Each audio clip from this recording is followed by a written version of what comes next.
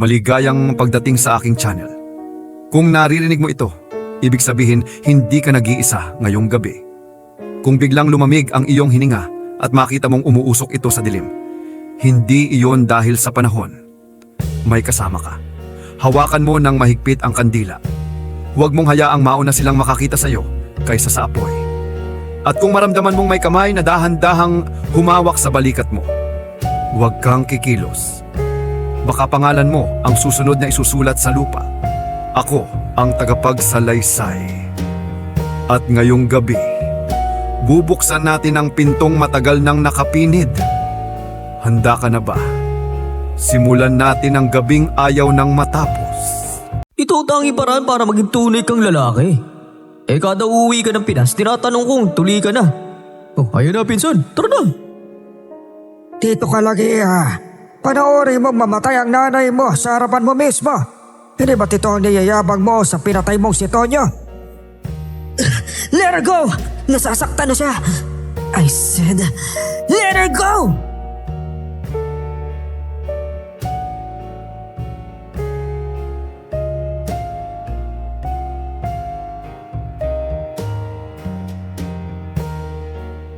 Minsan ka na bang nabiro ng tadhana? Napaglaruan ng pagkakataon? O mas malala pa dun? Paano kung hindi mo na alam ang gagawin kahit nang ginusto mo lang naman ay maging masaya sa buhay? Yung may mapatunayan ka lang. Sa bagay, minsan nga pala ay mahalang maging masaya. Kasi sa buhay ko na puro kalokohan, sa akin bumalik ang biro ng tadhana. Magandang araw po sa inyo, Miss Soledad. Tawagin niyo na lang po akong Junjun, isang masugid niyong tagapakinig na ngayon ay nakatira na sa Maynila. Ipinakilala sa akin ng anak ko yung channel niyo matapos niyang makita dahil nga lagi ko silang kinukwentuhan ng kwento kong kababalaghan na nangyari sa akin nung binata pa ako. Na siya ring ikukwento ko po sa inyo ngayon. Ito ay naganap noong taong 1998 sa liblib na lugar sa probinsya ng Cotabato. Bago ko simulan ng storya, huwag kalimutang mag-subscribe bilang suporta sa ating channel.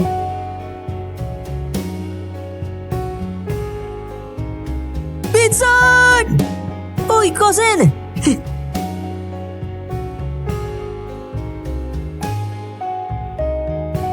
Nang makita ko ang pinsan kong si James, ay agad ko na siyang sinalubong. Galing Amerika kasi to. Doon na lumaki kaya alam kong mapapasabak na naman ang English ko. Kahit naman na nasa Amerika siya ay lagi naman kaming nagpapalitan ng sulat. Dahil kaedad ko magkasundo rin kami. Kusa, it's been so long! Ito, nasa Pinas ka na uy! Bawal na mag-English! Subukan ko. Nasa si tita, saka si tito. Huwag mo na silang hanapin. Busy yung mga yung magpayaman. Uy, mabuti naman, di ka naligaw. Sinabi ko kasi kay Manong Driver yung pangalan mo Buti kilala ka. Siyempre, sikat ang kasin mo dito siya. Di ka ba nagugutom? Tara, kumain muna tayo sa loob. Pinagluto ko ni Mama. Okay, for sure, masarap yung food. Sigurado talaga masarap yung pagkain. May pa-purusure ka bang nalalaman dyan? Okay. Sigurado ako masarap yung pagkain. Bahala ka nga dyan, pa-English ka ba? Tara na!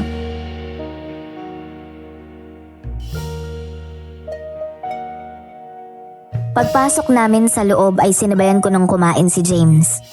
Hindi kami magkandamayaw sa biruan at masyado naming na-miss ang isa't isa. Kahit na isang beses sa 2 taon lang naman sila umuwi ni tita. Mabuti na nga lang at mag-isa siyang pumunta dito para makapagbiruan kami. Kapag nandyan kasi si tita, ay masyadong spoiled tong pinsan ko. Bawal masaktan, bawal madumihan, at marami pang iba't ibang klase ng bawal.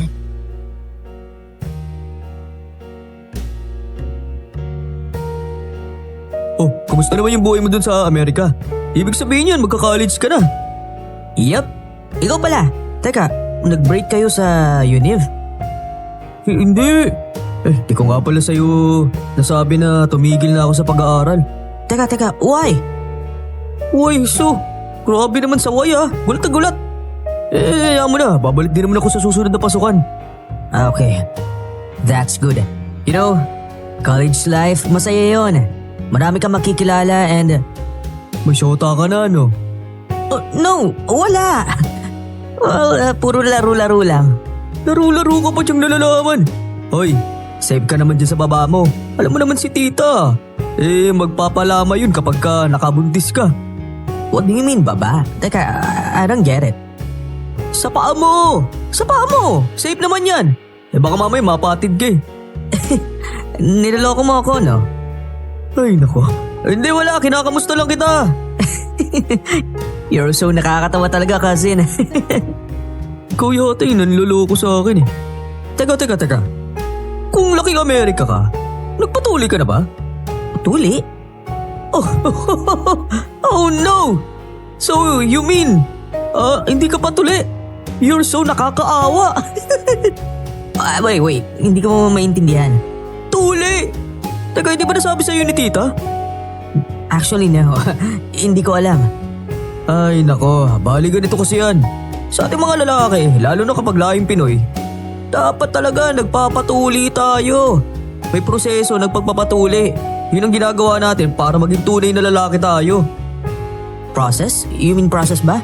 Para maging Pinoy? Well, if that's the case, I'll do it. Sure yan ha? Gagawin mo kahit hindi mo alam yung gagawin doon? Yeah, I will. Kung yun yung way para maging lalaking Pinoy talaga ako. Sakto. May una muna tayong gagawin.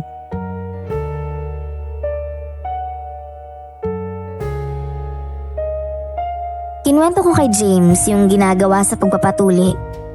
Tuwang-tuwa ako nang mapagtanto niyang hindi basta-basta ang pagpapatuli dito sa atin sa Pilipinas. Pero wala na siyang magagawa. Pumayag na siya. Ako naman nagtanong lang din. Kinabukasan, maaga kaming nagising. Ngayon ay napagplanuhan namin na sasamahan niya akong bumalik ng school para mag-enroll. Araw na kasi ng enrollment. Third year college na ako sa kursong Business Management. Pahinto ako sa pag-aaral matapos na maubos ang pera namin. Pero ngayon, salamat sa Diyos at nakakaluwag na kami.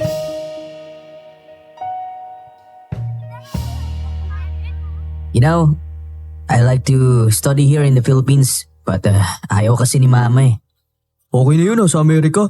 Ang alam ko, magagaling yung mga guro dun eh. Guro?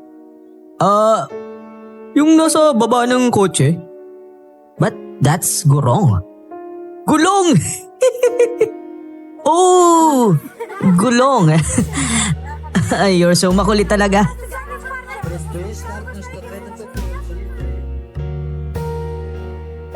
Isa rin sa dahilan kung bakit magkasundo kami nito ay napakasayang lokohin. Biruin mo ba naman, munti ka na siyang maging alaala nung hinamon ko siyang makipaglaro ng sawa. Maya-maya pa nakarating na kami sa school. Sa kasamaang palad hindi nga lang pwedeng pumasok si James, kaya naman hinintay niya ako sa labas. Maagang dating ko kaya ako ang una sa pila. Saglit lang din ang proseso. Ilang kumustahan sa mga dating kaklase, tapos umalis na ako. Paglabas ko ay naabutan ko ang pinsan ko na kinakausap ng grupo ng mga babae. Kung hindi niya na ho na itatanong may tsura kasi itong si James. Siyempre ako din na pinsan niya.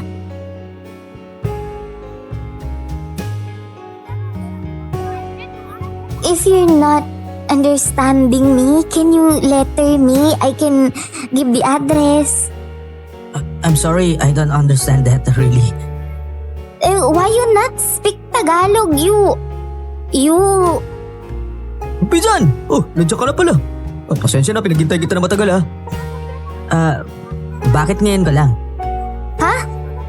Nagtatagalog ka? Sorry. Sinabi mo bang hindi ka nagtatagalog? Ikaw talaga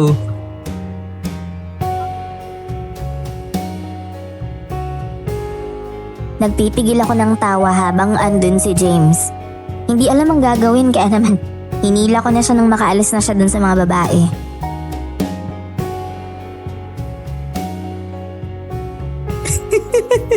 Nakita mo ba yung mukha mo kanina, ha?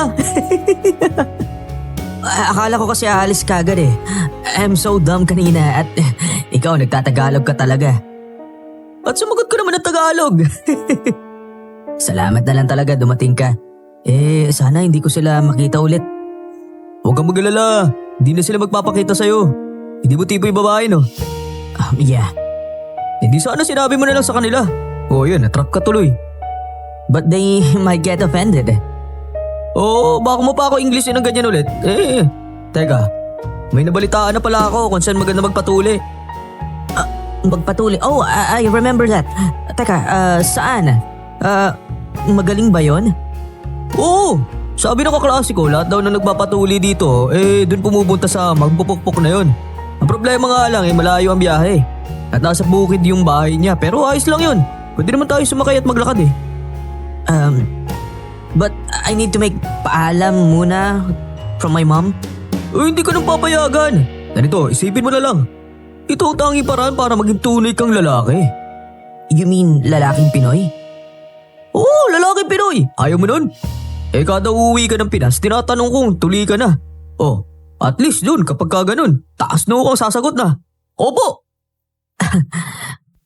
Well, to be honest, I don't know if I should believe you. But yeah, sige. Let's try. Ikaw talaga, pinsan. Tapos na ako. Oh, so you mean I'm the only one magpapatuli, right?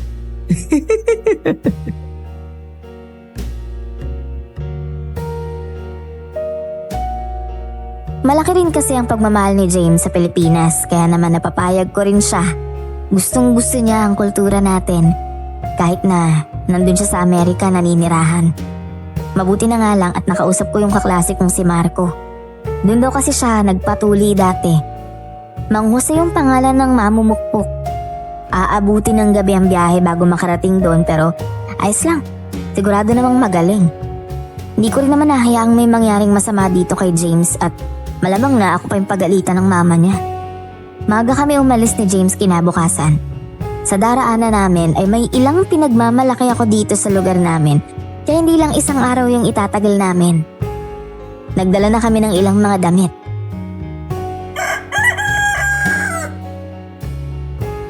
Hindi ba tayo magbe-breakfast, cousin?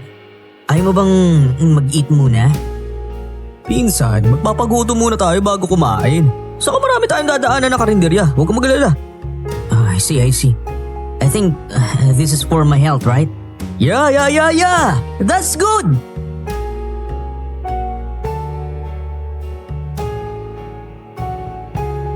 Nakababa na kami ng jeep. Sa kasamaang palad, hindi dumadaan sa pupuntahan namin yung nasakyan naming jeep. Maglalakad na lang kami. Handa naman kami kahit abuti ng gabi.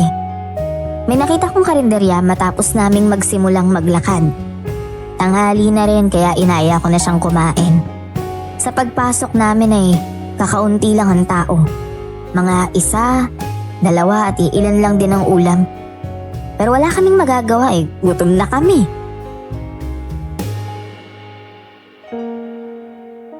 I'm good with that red one. With vegetables. Kaldereta! Red ka pang nalalaman dyan. Hindi mo ba alam na dugo yan ng tao?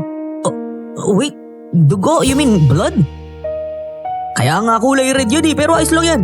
Nakakain ka nga ng dinuguan na laman loob ng tao Is it true? Kumakain sa Pilipinas ng laman loob ng tao kahit dugo?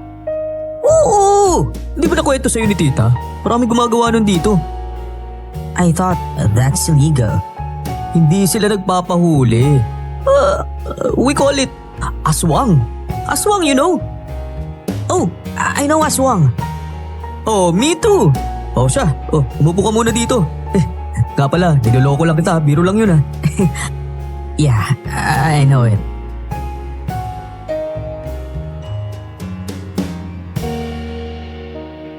Pagka-order ko ay humanap na rin kami ng mauupuan ni James.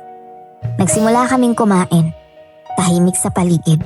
Yung may-ari nga kanina hindi masyadong nagsasalita Hindi nga rin ngumingiti. Iba ang hangin dito. Pero wala na kaming pakialam dahil gutom na kaming magpinsan.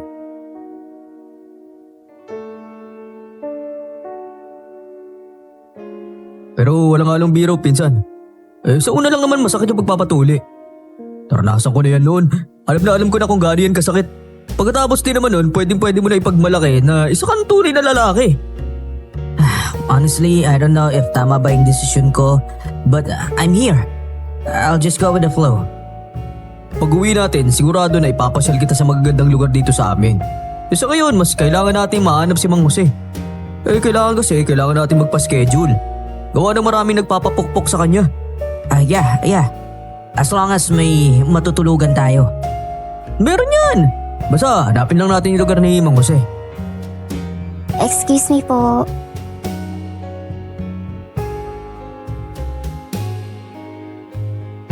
Tinignan ko kung saan nanggagaling yung boses. At sa isang babae na nakita kong kumakain din dito sa karinderya kanina. Nakaw, mukhang may magpapakilala na naman sa pinsan ko. Nung tiningnan ko si James, nakatingin lang din sa akin. Nanghihingi na agad ng saklolo. Bakit? Alam kong hindi tamang nakikialam sa pag-uusap ng hindi kakilala pero narinig ko kasing nabanggit niyo si Mang Jose. Bakit? Kilala mo ba siya? Sakto. Hinahanap namin yung bahay niya eh. Ang totoo niyan, mas makakabuti siguro sa inyo kung hindi na kayo tumuloy. Namataas yung kilay ko dun sa sinabi ng babae. Ano kayang sinasabi nito at kung ano-anong nasa isip? Nginitian ko na nga lang siya. Hindi ko rin naman alam yung isasagot sa sinabi niya eh. Delikado para sa inyo yung lugar sa Bukirin. Habang maaga pa, umuwi na kayo. Hindi makakabuti sa inyong magtagal pa sa lugar na to. Pasensya na, pero bakit naman namin paniniwalaan yung sinasabi mo? Hindi ko naman namin kilala, miss eh. Alam ko. Pero hindi nyo rin naman alam kung anong kakaharapin nyo sa lugar na yun eh. Ano ba kasi meron dun? Aswang. Doon tumutuloy ang mga aswang. Ikakapahamak niyo ang pagpunta sa Bukirin kaya makinig kayo sa akin. Nako miss, anong taon na? Hindi na uso yung mga aswang-aswang na yan. At sa lugar natin dito sa Cotabato, imposible ang sinasabi mo. Pasensya na, saka may mga plano rin kami. Pero hindi ako nagbibiro. Makinig kayo. Para din naman sa inyo yung sinasabi ko eh. Kayo na nga pinsan. Istahod mo tong babae na to eh. Saka hindi rin maganda na magtagal tayo dito at baka abutin pa tayo ng gabi. Maniwala kayo sa akin.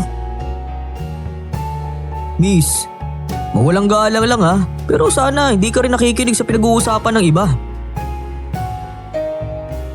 Tumalikod na kami dun sa babae at lumayo dun sa karinderya. Iba-iba na talaga ang uri ng mga tao ngayon.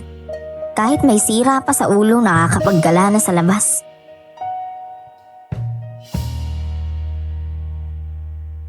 Hey, what if totoo yung sinasabi nung babae kanina? Aba, pinsan, huwag mo sabihin naniniwala ka sa kanya. I don't know. Sa tingin ko, wala namang mawawala sa atin if we could go back to our homes. Naku. Sayang sa oras lang yung mangyayari sa araw na to kapag nangyari yun. Baka naman natatakot ka. What do you mean? Natatakot ka? You mean, you're scared? No. What I'm just saying is that, paano kung may aswang? Wala! Tara na! Ay, naka talaga tong si Pinsan, no? Mabilis talagang mapaniwala yung pinsan ko. Kaya kahit dun sa sinabi ng babae na patras siya sa plano namin. Pero hindi ako aatras. Hindi rin naman para sa akin ang ginagawa namin eh. Isa pa, sayang yung pamasahe no. Imposibleng may aswang sa probinsya namin gayong ang tagal ko nang nabubuhay dito. Hawak ang mapang binigay ng kaklase kong si Marco. Kita kong malayo na ang napuntahan namin. Inabot na kami ng dilim kaya naman naghanap na muna kami ng matutulugan. Saktong-sakto at may nakita kami sa paupahan ni Aling Sonia.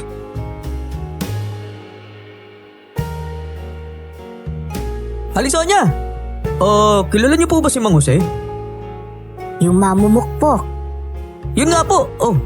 Ang totoo niyan, kaya po kami pupunta dito. Inabot kami ng dilim kakahanap. Naku, huwag kayong mag-alala mga iho. At ilang minuto na lakad na lang ang layo ng bahay niya dito sa amin. Talaga po? Naku, mabuti naman. Kaya matulog muna kayo. Bukas ng umaga, pwede niyo na siyang puntahan. Salamat po.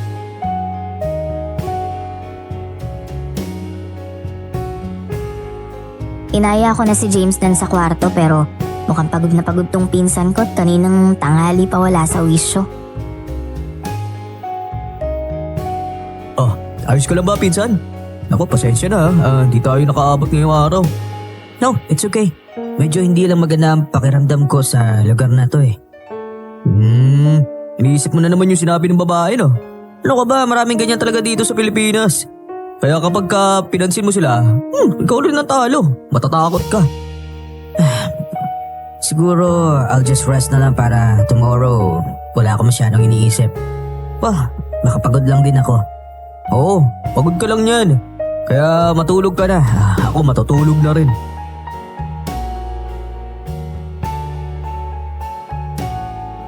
Sobra yung pagod ko.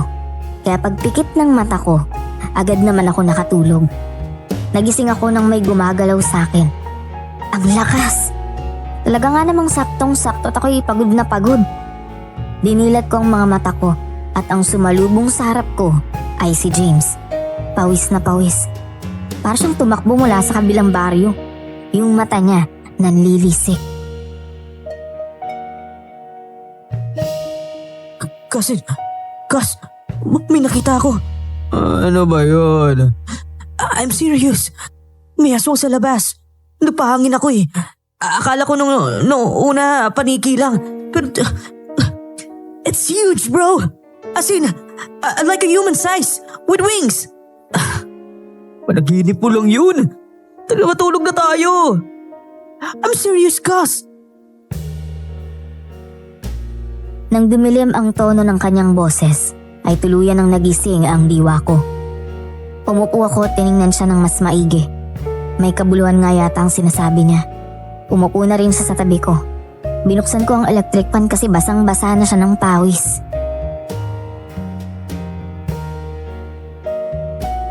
Oh, sige, kwento mo sa akin yung nakita mo. Well, actually, I can't go to sleep. That's why I go outside to fetch some air. And then I heard some noise outside. Well, akala ko nga nun eh, what do you call it, pusa. Pero dinedma ko lang. Pero bro, I saw something. With my own eyes. It's red. Their eyes are red. They're somehow peeking and looking at me. Doon sa maraming dahon-dahon sa tabi ng kalsada. Oh, baka aso lang yun, pinsan. No, I'm pretty sure. Tumayo nga eh. As in, from its sitting position, it actually at first, I thought there's someone out there, something like a human. How do I put this? Pero habang tinitignan ko ng iba, their eyes, it becomes wider. It became something like red. Tapos naglabasan yung mga teeth niya. When it smiled at me, it was vomiting blood. Nagtaasan ang balahibo ko sa katawan sa kinuwento ni James. Maaaring nagbibiro lang siya sa akin o maaaring totoo nga sinasabi niya. Pero mas lamang sa akin ang paniniwalang walang aswang sa probinsya namin. Gayunpaman, mas kailangan niyang kumalma.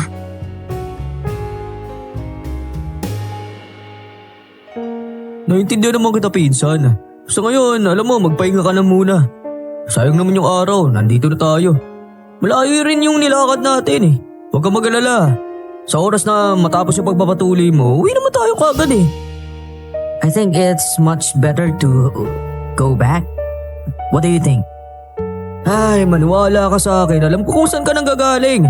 Pero sa ngayon, malalim na ang gabi. Pagod na yung mga katawan din natin. Mas magandang desisyon yung magpahinga. Alright. I guess let's talk tomorrow na lang siguro. Sige, matutulog na rin ako.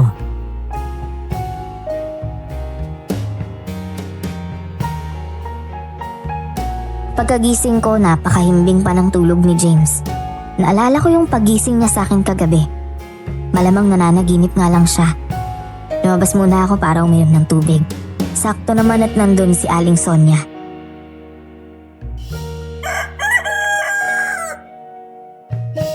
Oh, magandang umaga, iho. Ang aga mo naman yatang nagising. Magandang araw din po, Aling Sonia. Napaga din po kasi yung tulog ko kahapon eh. Ganun ba? Anong oras nga pala kayo pupunta kay Mang Jose? Naku, marami nang dumarating doon ng ganitong oras. Gigisingin ko lang din po yung pinsan ko. Masarap pa po kasi yung tulog eh.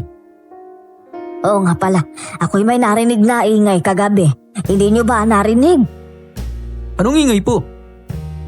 Para bang may tumatakbot ang bibigat ng yapak ng paa? Naku, yung pinsan ko po yun. Ang totoo nga po niyan, may nakita daw siya kagabi. Kaya nagmamadaling pumasok sa bahay. Aling Sonia, may tanong lang po sana ako sa inyo. Ano yon, iho? Kagabi po kasi, sabi ng pinsan ko, may nakita daw po siyang aswang sa may labas. Aswang? Aba, ngayon ko lang narinig yan sa tanang pagtira ko dito sa lugar namin. Ayun nga po eh. Hindi na yung sabi ko sa kanya. Baka nananaginip lang siya, baka mamaya pagod lang kasi. Hindi ko naman nabalitaan na may aswang sa probinsya namin. Malamang ay may nagbanta sa inyo na wag nang tumuloy sa lugar namin dahil may aswang ano. Paano niyo po nalaman? Kung ganun, tama nga ako. Ang totoo niyan, iho, ay lumang istorya na sa ating mga probinsya ang may naninirahan daw na mga aswang. Kaya naman hanggang ngayon ipinapakalat nila na puro aswang sa lugar namin. Puro bukid kasi dito at gubat kaya kung ano-anong mga kwentong nilalabas ng mga tao. Pero maniwala ka sa akin, iho. Walang aswang dito sa lugar namin. Naniniwala din naman po ako kaso may nakita daw po kasi ang pinsan ko. Malaking tao, pula ang mga mata. Hindi kaya yung kapitbahay namin yung nakita nyo? Nako, may anak kasi ang isa sa kapitbahay namin dito na may sira sa pag-iisip. Matangkad siya, minsan hindi natutulog kaya pulang-pula yung mata. Tuwing gabi, nahayaan siyang lumabas dahil wala namang tao sa daan. Balagay ko, siya nga talaga yung tinutukoy ng pinsan ko. Pagpasensya ninyo na po at galing kasi ito sa Amerika eh. Kaya hindi sanay sa mga tao dito sa Pinas. Ano ka ba? Ayos lang yan, iho. Lahat naman ay maluwag na tinatanggap sa lugar namin. Sige po, salamat po Aling Sonia. Igisingin ko na po at baka hindi na naman kami makaabot doon kay Mang Jose. Mukhang hindi na, iho. Ayan, nasa likod mo yung pinsan mo, kakabangon lang. Pinsan, si Aling Sonia nang nagsabi na taga rito. Kapitbahay daw nila yung nakita mo kagabi. May sira yung tuktok noon kaya kung ano-anong ginagawa sa daanan. Are you sure? Because sure ako sa nakita ko kagabi. Oo, iho. Pagpasensyahan mo na, nakakaawa din naman kasi yung binata. Kung laging ikukulong yan sa bahay. Huwag ka mag-alala, bago kayo umalis, papakilala ko sa inyo para humingi ng tawad. Naku, wag na po Aling Sonia. May intindihan naman po siguro ng pinsan ko yung kalagayan ng tao, di ba? Yeah, at least I know. At least hindi na ako matatakot. Thank you po, Aling Sonia. Walang anuman. Basta magayos na kayo at makabuti na naman kayo ng dilim dito.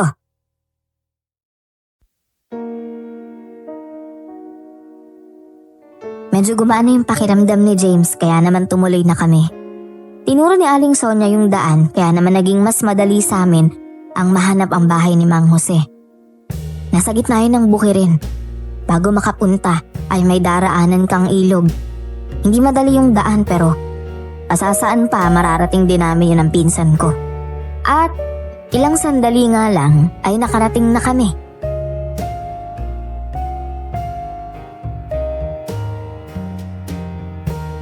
Ito na yun pinsan.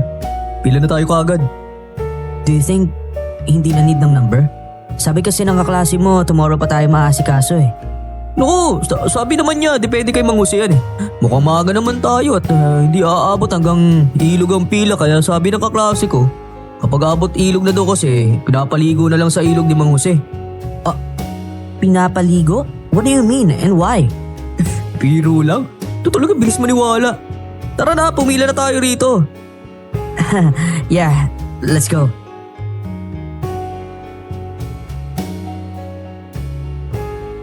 Nasa labas na kami ng bahay ni Mang Jose. Mabuti na lang at hindi nga abot ilog ang pila. Pumila na kami ng pinsan ko. Pero baka kailangan nga ng number kaya para mas masigurado, pupunta na lang ako dun sa taong nag-aasikaso. Insan, punta lang ako dun sa may harapan para magtanong ko kailangan ilista yung pangalan mo. Dito ko lang para at least secure na yung pila mo. Bibili lang rin ako ng tubig. Yeah, sure. Balik ka lang kaagad You know, I don't know what to say. Just say, something English. Naku, aga-aga English. Just stay put. Ha? I will be right back.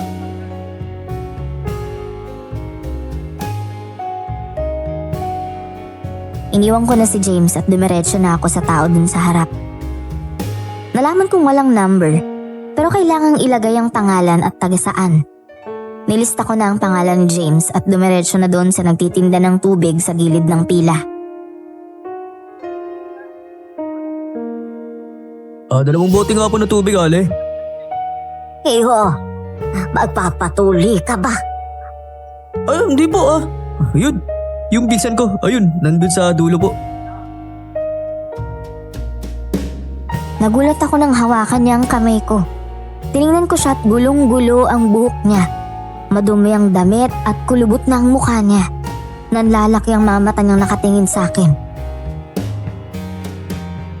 Umalis na kayo sa lugar na to. Delikado ang buhay niyo. Bakit po? Hindi ligtas ang lugar na to. Maraming masasamang aswang ang mananakit sa inyo.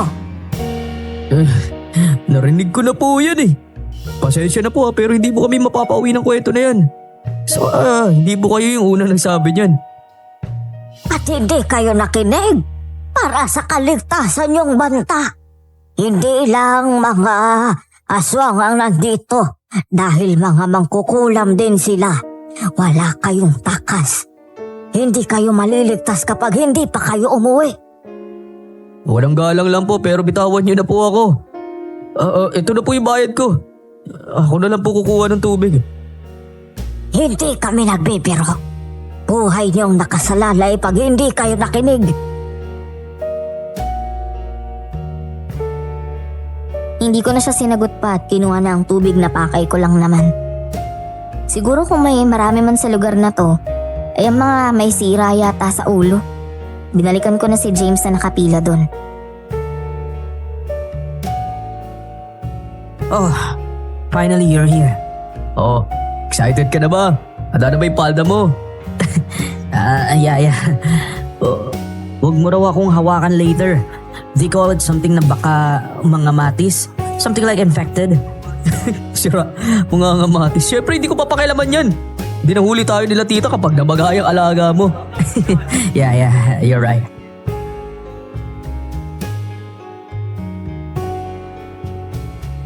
Inabot na kami ng hapon at sa wakas ay si James na ang susunod.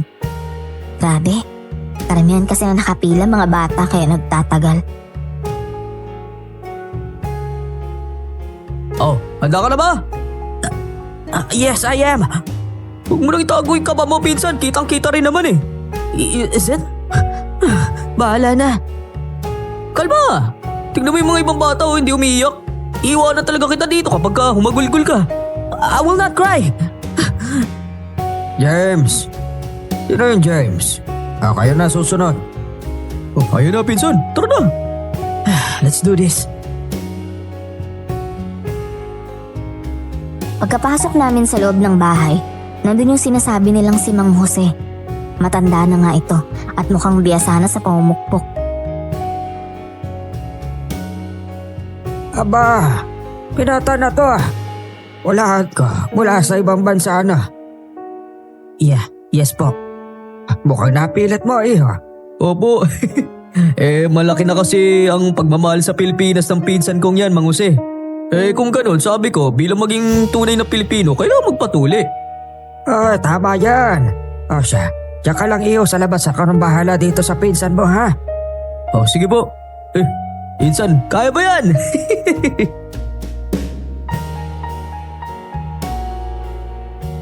Mangilid-ngilid ang luha ko sa kakapigil ng tawa dahil sa mukha ni James. Halatang takot siya at kabado. Pumasok na sila sa loob na tela lang naman ang pantakip. Ouch! Dahil sa naranasan ko na alam ko na yung sakit na nararamdaman ngayon ng pinsan ko. Pero hindi ko alam, natatawa ako sa bawat aray niya. Kumpara nang sa akin matagal nang naging proseso ng pagtuli kay James. Nagbayad na lang ako at bumili ng makakain sa labas, hindi pa sila tapos. Maigi na yun at mukhang maingat si Mang Jose. Hanggang sa wakas, natapos din sila.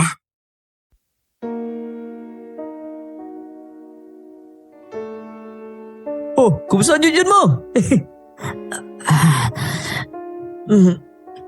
I feel uncomfortable. Ganyan talaga yan Sa una lang yan. Tama, ganyan talaga yan sa simula.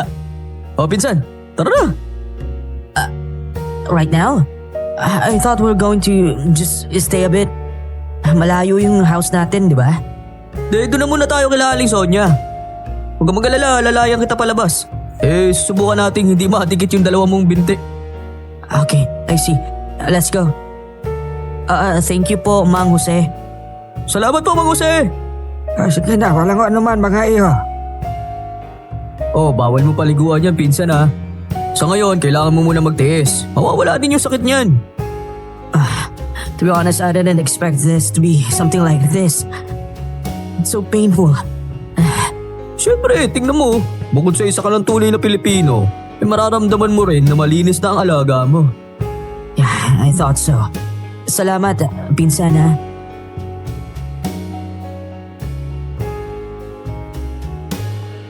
Dahil sa sakit na nararamdaman ni James, nakatulog siya agad.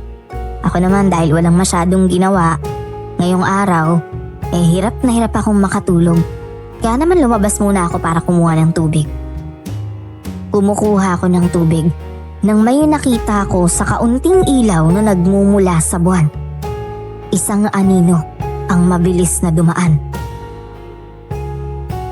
Lumingon ako sa likod ko, pero wala namang kakaiba. Isinantabi ko yon. Ngunit pabalik na ako ng kwarto nang may marinig na katok sa pinto. Kaya naman pumunta ako sa pintuan. Binuksan ko yun ng dahan-dahan. Nakasilip ako. Tiningnan ko ang hawakan at may kamay akong nakita. May mahabang balahibo at kuko. Maiitim ang mga daliri. Sino yan?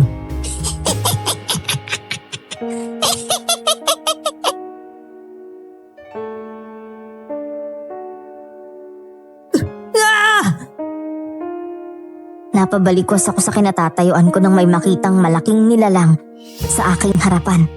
Matangkad, malalaki ang mga mata, mahabang buhok at may mga ngiping napakatulis. Ito na nga yata ang aswang na sinasabi nila. Kaya naman nagmamadali akong bumalik sa kwarto. Pero doon, mahimbing lang na natutulog ang pinsan ko. Gigisingin ko nga sana siya nang maalalang nangyari kahapon. Sinabi kong hindi totoong may aswang pa sa panahong to. Muli kong naalala yung nakita ko kanina.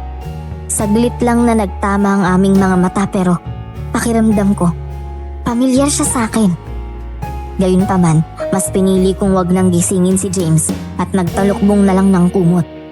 Habang nanginginig ang katawan ko, hanggang sa tuluyan na akong nakatulog.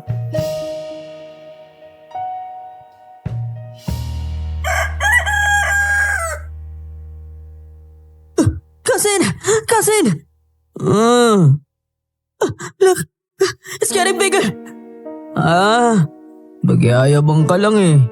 No! This is not normal. Oh, ano nangyari dyan? I don't know. When I wake up, it became like this. Teka. Baka naman kasi normal lang yan. Teka, tanungin nga natin si Aling Sonia. Oh, why? Why her? Siya taga rito eh. Baka kasi may mga daon ng bayabas na tanim dyan sa likod ng bahay. Lagyan mo na lang. Baka lumiit doon. Yung kasi yung alam kong panggamot dyan eh. I think it's not a good idea to stay here for long. Oo, sige. Teka lang, ako na magdadala ng mga gamit mo. Ayusin ko lang to ha. Thank you.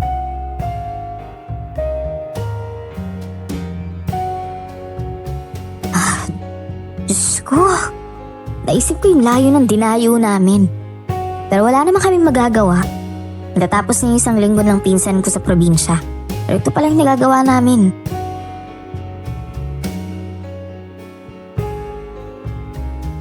Pinsan, ayaw mo naman maglakad, di ba? Yeah, for a bit, I will try. Pero masakit kapag nagdidikit yung dalawa kong legs eh. Basta kapag hindi mo kaya, sabihin mo lang. Magpapahinga tayo. Alright. Lumabas na kami at mabuti na nga lang nandun na sa sala si Aling Sonia. Nang makita niya kami, tumayo siya para lapitan kami. Oh, kumusta iho? Hindi ka naman ba umiyak doon? No, hindi naman po. Pero it's quite painful right now. Like, it became so big. I thought it was not normal. Ano ka mo? Lumaki ang ari mo? Aba, mabuting balita yan. Po? Ibig sabihin kasi niyan, mas mapapabilis ang paggaling ng ari mo. Isa yun sa mga nangyayari kapag nagpapapukpok kay Mang Jose. Pero, normal yan, iho. Normal yan. Kahit na nananakit na po ng sobrang ari ng pinsan ko. Oh, kaya mas mabuti maghintay muna kayo dito hanggang sa mawala yung sakit at bumalik sa normal ang ari mo. Actually, we're heading home na rin po eh. Ha? Ay baka ma-infeksyon yan kung ipipilit niyong maglakad. Hindi ba't malayo ang pinanggalingan niyo kamo? Oo po. Kaso po kasi may gamot sa bahay namin para sa ganitong paglaki ng ari. Nako, hindi magandang ginagalaw ang ari matapos na mapukpok. Hayaan niyo na lang yan at pagkatapos ng 2 araw, mawawala din naman yan. Paano? Pinsan, hintayin daw natin 2 araw. Pagbalik natin, I can go home na ba? Oo, ayos lang yan. Sasamahan na lang kita hanggang sa airport. Alright. But, Aling Sonia, right? Are you sure that this is going to be okay? Oo, iho.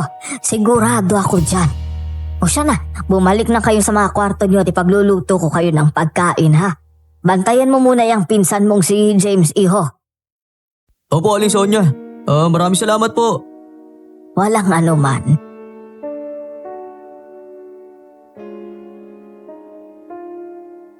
Bumalik din kami agad sa kwarto ni James at tinulungan ko siyang makaiga. Nawala ang lakas niya, kaya pakiramdam ko, kasalanan ko to. Pinsan, naku, gusto kong mag-sorry sa'yo. Dapat pala, hindi na tayo dumayo ng malayo.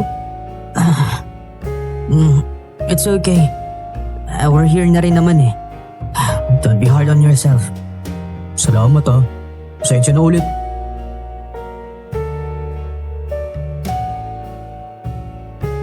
Pipikit na sana ulit ako ng mata nang maalala yung nangyari kagabi. Yung nakita kong aswang.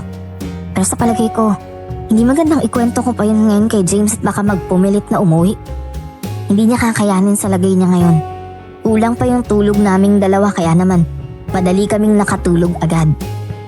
Pagdilat ko ng mga mata ay hapon na. Padilim na ang paligid. Tumayo ako saglit at halos mapabalikwas nang makita ang kalagayan ni James. Lumaki na, pati ang mga binti niya at mas lumala ang ari niya. Para bang namamanas na hindi maintindihan ang lagay ng katawan niya ngayon. Nang tingnan ko siya ay napakasarap pa ng tulog niya. Pinsan! Pinsan! Teka, mas lumalala yung kalagayan mo. What? Huwag ka muna gumalaw. Grabe ni pamamanas What happened? Bakit ganito yung itsura nito? Hindi ko alam, pinsan. Teka nga, pupuntahan ko lang si Aling Sonia. Lumabas din ako agad para hanapin si Aling Sonia. Tawag ako ng tawag sa pangalan niya pero walang sumasagot. Nakita kong may iniwan siyang sulat sa lamesa. Nang basahin ko, ay nagpaalam siyang may mahalagang gagawin sa lugar nila kaya gabi na siya makakabalik. Nagluto na raw siya ng ulam at mabisang dahon na pinakuluan para hindi masyadong maramdaman ni James yung sakit. Agad kong tiningnan yung sinabi niyang iinumin at bumalik ako sa kwarto.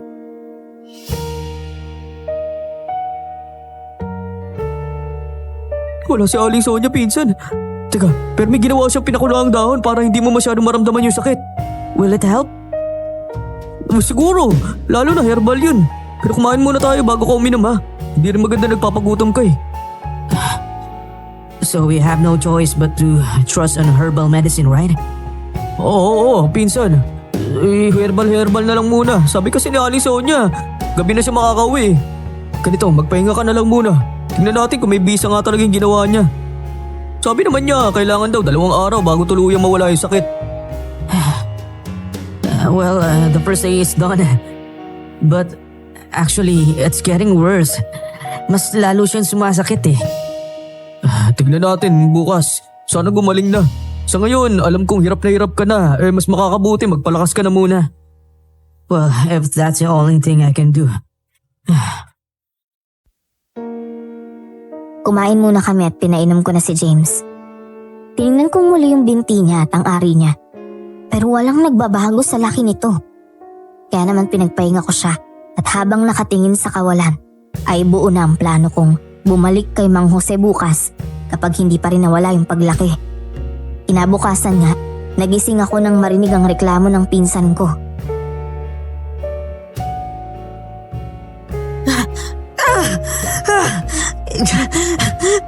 Gus! Pinsan! Hindi siya gumagaling. Teka nga! Lumapit ako sa kanya at muling tiningnan ang lagay ng kanyang iniinda. Grabe ang laki. Hindi na talaga lumit at para bang hindi na normal ang itsura. Kakayanin mo pa bang tumayo? Aalalayan kita. Pabalik tayo kay Mang Jose. Yeah, I guess I can. I can try. Sige, babalik tayo kay Mang Jose. Hindi na normal yung pangyayari sa'yo.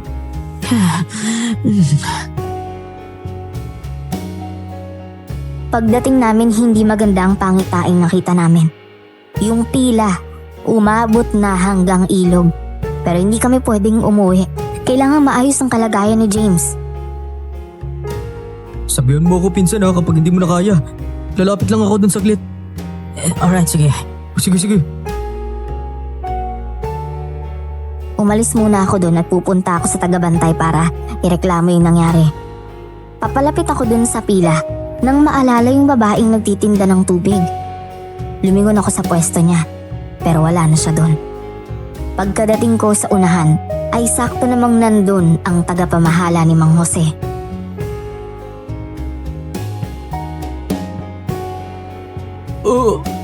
Kuya, tingnan mo yung nangyari sa pinsan ko. Halos hindi na makalakad na maayos at grabe na yung pananakit ng ari niya at saka ng binti niya. Ano itong ginawa niya sa mga tao? Ano ba problema, bata? Yung pinsan ko, nagpapukpok nung nakarang araw eh. Yung huling customer, yung galing Amerika. Ngayon namamagana yung binti niya sa ari niya. Yung James ba? Bata, hindi pa nakakalipas ang 2 araw. Yun ang palugit para gumaling na tuluyan ang pinsan mo. Bakit ba kailangan pangantayin yung 2 araw? Dahil gano'n ang proseso ng pagtutuli ni Mang Jose. Kung may reklamo ka, doon ka. Di namin kasalanan yun. Kayo ang pumunta rito sa amin eh. Ngayon parang kami pa yung may kasalanan ah. Sige, total abot ilog naman pala ang pila. Lilipas ang hapon, mag-aantay kami dito. At kapag hindi pa rin gumaling ang pinsan ko, kayo ang mananagot. Teka sandali, dahan-dahan lang sa pagbabanta, bata. Tandaan mo, dayo lang kayo rito sa lugar namin. Hindi ko na siya pinansin pa at tuluyan ang umalis dun sa harapan. Tumingin ako sa paligid at halos lahat ay nakatingin sa akin. Nang magtama ang mga mata namin, kitang-kita ko ang ilan na nakangising nakatingin sa akin.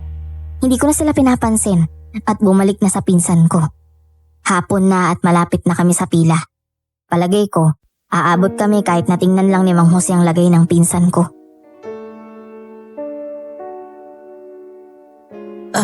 Gus, huwag ka na masyadong mag-alala.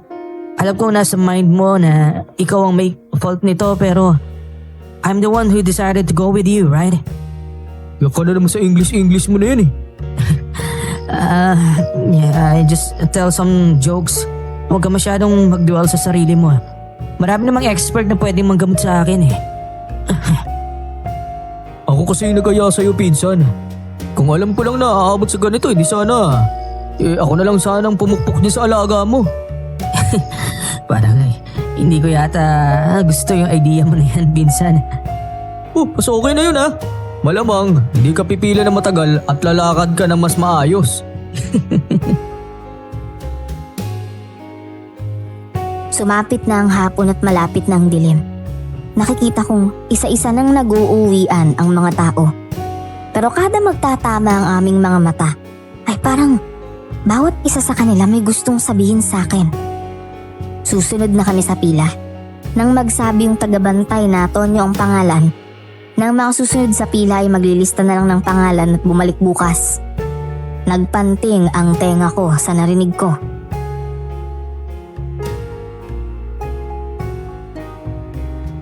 Ano bumalik bukas? Hindi hindi kami alis dito. Pwede wag ka umalis, bata. Kung yan ang gusto mo. Pero maghintay ka rito hanggang sumapit ang umaga para unang-una ka sa pila. Anong bukas? Ngayon, oy! Ngayon yung tingnan yung kalagayan ng pinsan ko. Di ba sabi mo 2 araw? Oo, ayan 2 araw na nakalipas. Pero hindi na kayo magagamot ni Mang Jose. Kailangan na niyang umalis ngayong gabi. Ipakita mo nga sa akin yung Mang Jose na yan. Hindi kami alis dito. Ang plano ko ngayon ay panagutin si Mang Jose sa ginawa niya sa pinsan ko. Kaya hindi ako papayag kahit na ilang beses nila akong paalisin dito. Tumingin saglit si Tonyo dun sa loob kung nasan si Mang Jose, tsaka humarap sa amin. Pumasok daw kayo. Yun naman pala eh. Thank you po. Pagpasok namin sa loob, nandun si Mang Jose. Nakaupo siya sa upuan, nag-aayos ng kanyang mga gamit.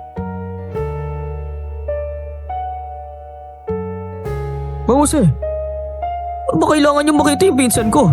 Matapos siyang magpatuloy sa inyo, lumaki ng ganyan yung ari niya at saka binti. Ikaw ba yung kanina pang nagwawala sa labas? Nako iyo, hindi ngayon ang tamang oras. At kailan naman po, Aber? Lumagpas na ang 2 araw na sinasabi ninyong palugit. Hindi ko alam kung ano pang kailangan para matingnan niyo yung pinsan ko, gayong kayo naman ang may gawa nito. Gusto mo ba talaga ngayon kumatignan? Oo! Kaya nga nandito kami. At hindi ako aalis dito nang hindi niyo nakikita ang nangyayari sa pinsan ko. Sige, balik kayo rito.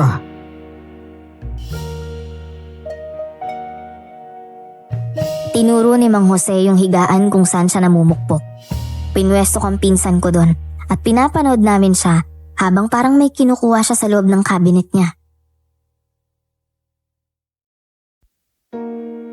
Cos, medyo dark ang baligid. Makakauwi pa kaya tayo nito? Bukas pinsan, uuwi tayo ng bahay. Sa ngayon, kailangan muna nating mapatingnan ka. Kailangan mong gumaling. Malapit ka na rin umuwi. At hindi magandang gumawa tayo ng eksena pag nakita ka ni tita at mama. I understand. Pero marami naman kasing doctor sa Amerika or sa Manila. Pwedeng doon ako magpatingin. O hindi na. Nandito na tayo eh. Saka huwag ka mag-alala. Hindi ako papayag na hindi ka nila aasikasuhin matapos ka nalang perwisyuhin. Teka, kaya mo pa ba? Wala bang masakit? Hindi pa rin yung level ng pain na nararamdaman ko eh. Bawat sagi ng binti ko, grabe yung pain. Ay nako, talaga naman oh. Uminom ka muna ng pampabawas ng sakit iyo. Maya-maya titignan natin kung anong nangyayari. Pero uminom na po siya ng dawang pinakuluan. Hindi rin naman po nakatulong sa kanya. Hindi ito daw pinakuluan. Marami itong sakap na alam kong makakapagpaimpes ng pamamaga ng binti at ng ari mo. I'll take that. Sige po. Tiningnan ko si James at mukhang desidido siyang inumin yun. Inabot ko sa kanya yung baso at walang tigil ang kanyang pag-inom. Hanggang maubos ang laman ng baso. Habang pinapanood ko siya, may namoy akong parang kakaiba. Ang sakit sa ulo. Nakakaloko yung amoy eh. Kukunin ko na sana yung baso kay James pero sa isang iglap ay napayo ko siya sa kinauupuan niya. Tatayo pa sana ako para tingnan siya eh, pero unti-unti akong nakaramdam ng antok. Hanggang sa hindi ko na napaglabanan ang mga mata ko. Nagising ako ng sobrang sakit ng ulo ko. Para bang may pumupukpok sa sintido ko. Tumingin ako sa paligid at naaalala ko ang nangyari kanina. Si James. Nilingon ko siya sa paligid ko at nasa likuran ko siya. Wala pa ring malay.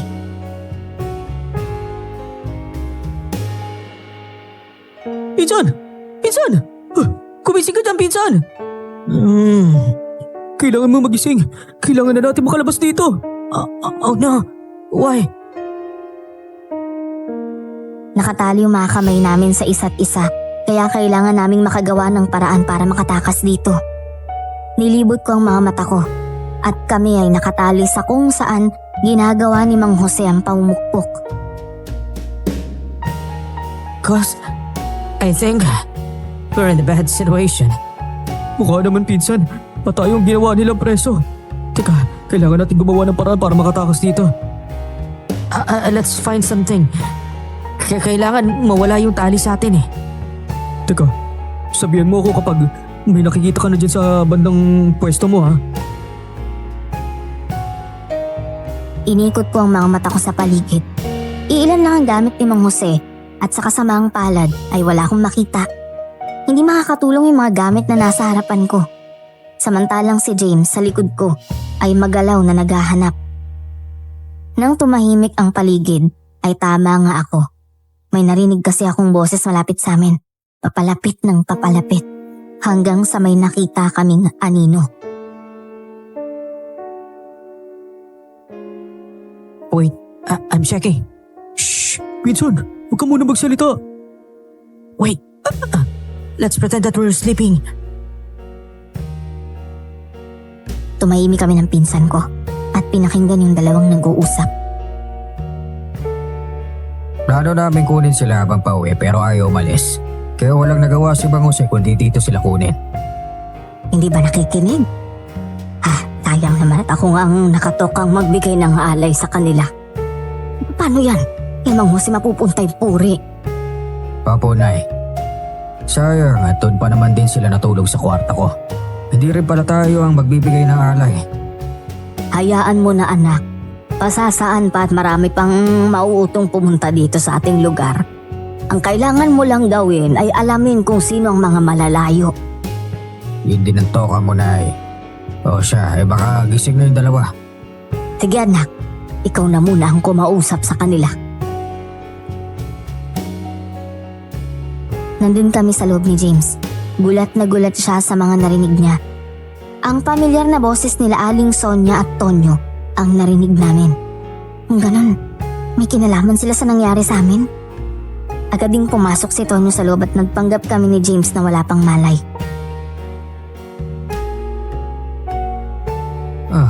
Tulog pa palawag ang prinsipe. Pasensya na at kailangan nyo ng magising. Nang sabihin niya ni Tonyo, ay sandaling nanahimik ang paligid. Yabag ng paa niya ang tanging pumapaimbabaw. Dahan-dahan hanggang sa...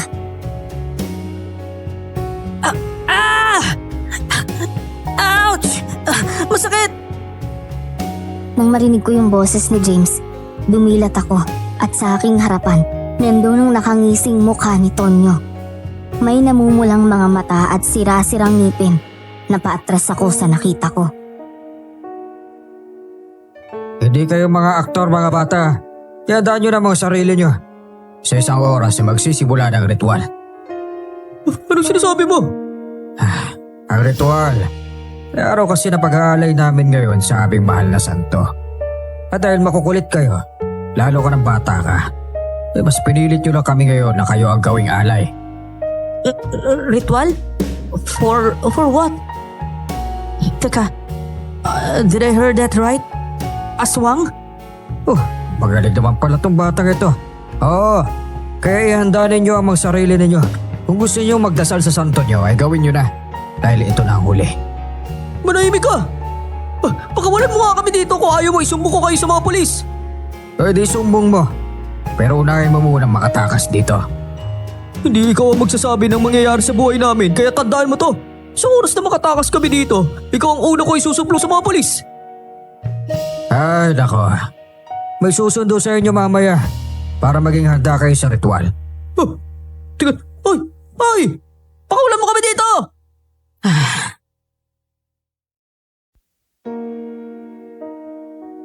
Kahit anong sigaw ko, hindi niya ako pinapansin. Diretso lang ang tingin niya at hindi man lang nag-effort na ikulong kami ng maayos dito. Paano ba naman, kortina lang yung pinto namin? My intuitions are not wrong. I know it from the start. There's something wrong about this place. Patawarin mo ko, pinsan. Sorry na. Now that we are here, the only way na pwede natin gawin is to fight, right? Pero paano? Let's go back to our first plan.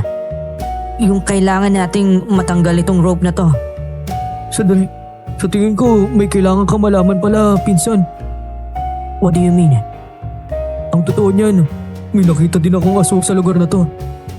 What? You mean, just like what I saw? Oo, pinsan. Nasa punto kasi tayo na kailangan mo na gumaling eh. Kakaiba na yung nangyayari sa'yo. Hindi naman ako papayag na hindi managot yung mga gumawa nito sa'yo. But look at us now. Ngayon, naiintindihan ko na yung mali kong ginawa. Inaalala lang kita eh. Pero hindi pala maganda yung naging desisyon na pinili ko. Well, this is not the right time to talk about that. Sabi mo nga nangyari na. The thing is, nakikinig din naman ako sa bawat opinion mo. I'm part of this. Basta, at the end of the day, we can go home. Nasira na yung vacation ko dahil sa tuli na to. Ikaw din kasi. Ba't kasi hindi ka pa nagpapatuli? Cause, palagay ko pwede na ako magalit dyan sa sinasabi mo. Oh, sorry na. Kahit na ang bigat ng kalagayan namin ngayon, masaya ako na nagagawa naming mapagaan ng sitwasyon. Dahan-dahan na kaming gumalaw dun sa kinaupuan namin para maghanap ng matalas na bagay. At sakto naman, nakakita ako ng matulis na bagay na parang pako sa gilid ng higaan. Pinsan, halika dito. Sumunod ka sa akin. Kailangan natin ikaskas yung pagkakatali natin dun sa matulis na bagay sa gilid. Yeah, that's right. Load ka. Pasensya na, mahirap din para sa akin gumalaw-galaw eh. Ibig sabihin, hindi pa rin nawawala yung pamamaga sa'yo? Ay, hindi pa rin cause. Yeah, ganun pa rin yung itsura niya. Ay, mga demonyo talaga. Mabuti na nga lang at kahit papaano nakayuko si James.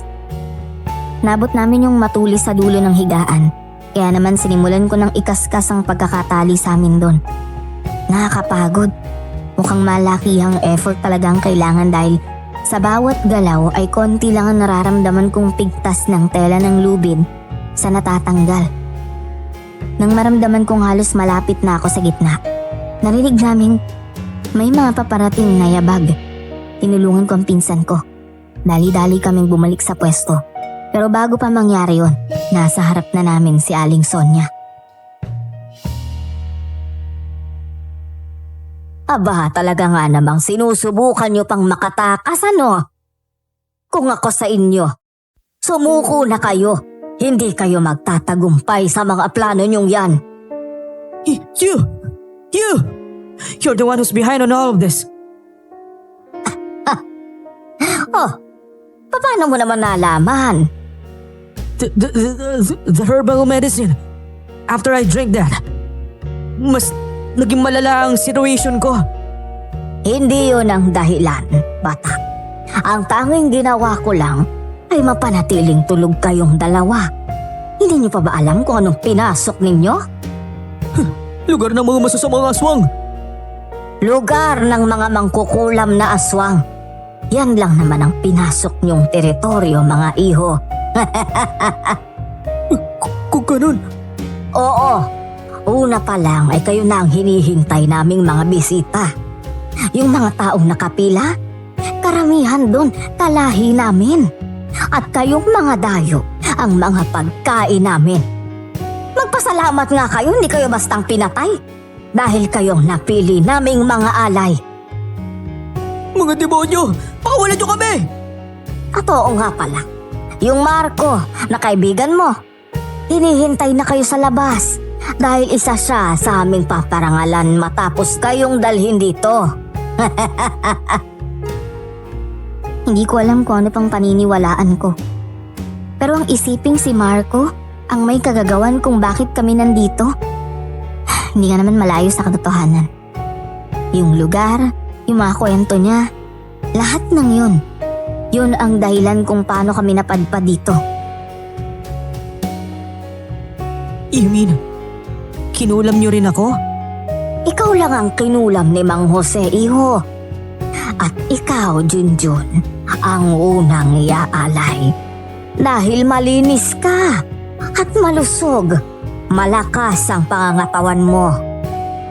Tumigil ka! Tumigil kayo! Huli na ang lahat.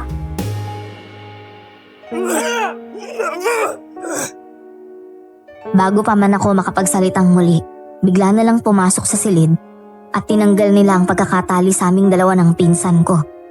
Ang isa bitbit ako at yung isa naman ay na kay James. Sa aming paglabas nagtaasan ang mga balahibo ko sa katawan. May mga kandilang nakapaligid sa isang malaking apoy na nanggagaling sa gitna. Puro damo ang nakasalang dun sa apoy. Maraming tao ang nandun sa lugar. At tama nga si Aling Sonia. Nandun si Marco na nakangiti sa amin. Bumubuo na ang galit sa katawan ko. Sa labas, nandun si Mang Jose. Sa gitna na para bang kanilang pinuno.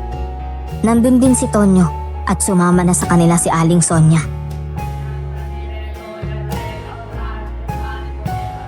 Nandito na ang ating mga alay. Halina't magtipon sa gitna para magpasalamat sa ating demonyong santo. Pagkasabi nun ni Mang Jose, para silang mga kultong nagtayuan at nagtipon sa gitna. Si James ay nasa gilid at ako ang bit-bit-bit-bit ng ilan nilang kasamahan. Akala niyo ba, nakikinig sa inyo yung mga demonyong santo ninyo? Ang lakas naman pala ng mga tama ninyo eh! Manahimik ka! Sagrado ang gagawin namin ito. Sigurado pa kayo nalalaman ng mga demonyo naman kayo na walang puso! Huwag na nga kayo magpanggap! Alam niyo rin naman na hindi kayo kilala na tinuturing ninyong santo! Sabihin mo na gusto mong sabihin pero ang bastusin ng aming santo ay kailanman hindi ko matatanggap. Dahil dyan, Hindi ako mapakali. Parang unti-unting tinatahi ang mukha ko. Pabalik-balik ang sakit na para ba akong pinaglalaruan. Gas! Aray ko! oh, nasan ngayon ang yamang mo, bata? Aray, tama na, masakit! Aray ko! Ano? Gusto mo pa bang makipagkwentuhan niyo? Wala naman problema sa akin yon. Stop it! Stop! Maghintay kayo. Ikaw ang isusunod ko. Ano ba, Sonia? Katahimikin mo naman ang batang yan. Pasensya na, Mang Jose. Nang ibaba ni Mang Jose ang kamay niya na may hawak palang manika, ay nawala na rin ang sakit sa mukha ko. Hingal na hingal akong hinahabol ang paghinga ko. Ikaw na ang malalay sa batang makulit na yan, Tonyo. Hayaan kitang gawin ang gusto mong gawin sa kanya. Sonia, ikaw naman ang bahala sa Inglesero na yan. Malaya ka rin gawin ang gusto mong gawin sa kanya. Lalo na kapag nanlaban. Simula na ang ritual. Hinang-hina ang katawan ko. Gustuhin ko mong lumaban. Kakaiba yung kapangyarihang meron si Tonyo. Grabe yung pagkakahawak niya sa kamay ko. Nakala mo tatanggalin to sa braso ko eh. Aray! Puro ka kasi salita. Puro ka yabang. Imbis na apoy lang ang kakaharapin mo. Gusto mo pang mas masaktan ang katawan mo bago mamatay? Tumigil ka! Tumigil na kayo! Tumahimik ka na lang, bata ka. Unang ialay ang kamay. Lahat sila nakapikit at sabay-sabay na bumubulong ng mga salita. Bawat dasal nila ay siyang paglakas ng hangin. Pero ang apoy sa gitna ay hindi natitinag. Sa puntong yon, nagdasal na lang ako sa Panginoong Diyos. Dahil wala nang magagawa pa ang katawan ko. Ito! magtapon ng alay sa nag-aalam na apoy ng alay. Nang sabihin niya ni Mang Jose, naramdaman kong unti-unti nang lumuluwag ang pagkakahawak sa akin ni Tonyo. Ihuhulog niya na ako sa apoy. Di maaari to. Umikot-ikot ako. Kumilos-kilos para mas makakapit kay Tonyo. Hindi ako pwedeng mag-isang itapon. Kung hindi ako makakatakas, sisiguruhin kong kasama siya. Pero nagulat na lang ako nang may kamay na humila sa akin. At sa isang iglap, ay nakita ko ang sarili kong nasa taas. Medyo ka-level na ako ng mga puno. Tiningnan ko kung sinong may hawak sa akin. At nagulat ako nang mapansing siya, yung babaeng pumigil sa amin sa karinderya na pumunta kami kay Mang Jose. Anak, kumusta? Nagsaya ka ba sa lugar na to? Paano? Sige na, sama mo muna yung pinsan mo. Magtago kayo hanggat maaari. Iligtas niyo yung mga sarili niyo. Bilisan mo na! Sa isang iglap, nababa niya ako sa tabi ni James na nakawala na sa hawak ni Aling Sonia. Matapos na may isang babaeng kasalukuyang lumalaban kay Aling Sonia. Tiningnan ko kung sino ito at nagulat ako nang maalalang siya, yung aling nagbabala sa akin nung bumili ako ng tubig.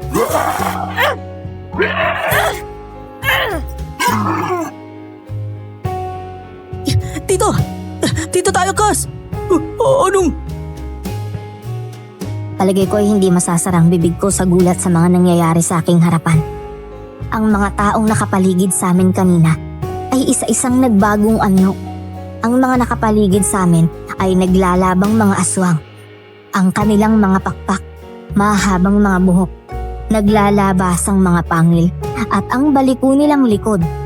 Napakalaking mga nilalang na parang ito yung mga aswang na aban-aban. Kas, tumabi ka! Pero bago pa man ako makabalik sa ulirat, napatumba ako sa sahig nang may maramdamang humampas sa pisngi ko. Hinawakan ko ang nananakit na parte at sa aking gulat ay dugo ang nakita ko. Dugo na galing sa mukha ko. Tiningnan ko kung saan yun nanggagaling at napanganga na lang ako ng isang pamilyar na aswang ang nakita ko. Siya ang aswang na nakita ko kila Aling Sonia. Siya pala si Marco. Humahalakhak pa siya sa harap ko hanggang sa gumawa ng aksyon si James.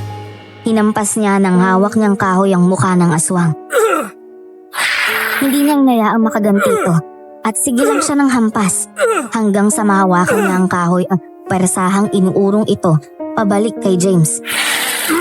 Maya-maya lang, walang habas niyang idiniin ang mahaba niyang kuko sa binti ng pinsan ko. Sira ulo ka! Nagtatakbo akong lumapit kay Marco at ambang susuntukin siya. Pero masyado siyang malakas.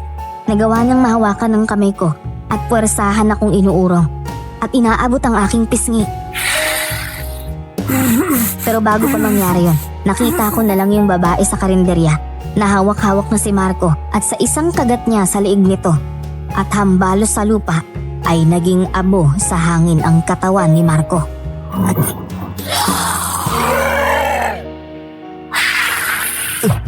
Salamat.